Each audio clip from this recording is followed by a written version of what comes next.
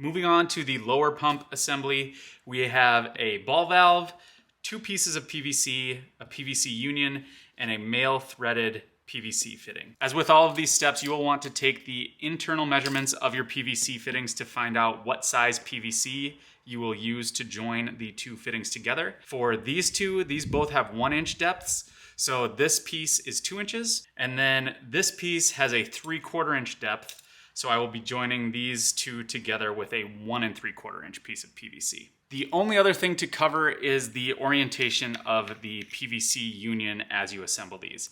I personally prefer the part with the rubber gasket to attach to the male threaded fitting like that, and have the cap that can kind of twist off attached to the ball valve. That's a personal preference. That's what I will be doing for this. So just make sure you note that before you get started. And then from there, I'm just gonna work down the line and assemble these with PVC primer and cement.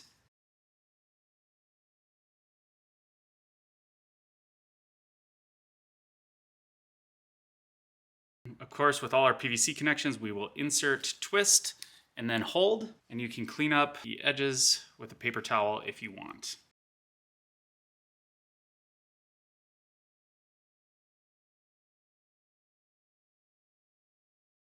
And this again, just note the orientation of your PVC union when you attach this part.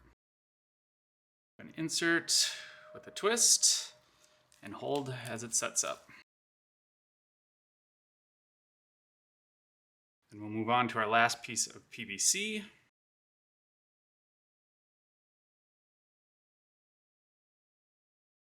Insert, twist, and a hold, and a paper towel to clean up.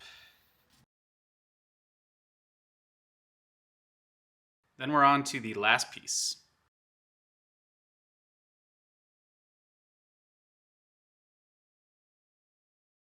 We'll insert, twist, and hold our last piece of PVC. And there you go. That is your lower pump assembly.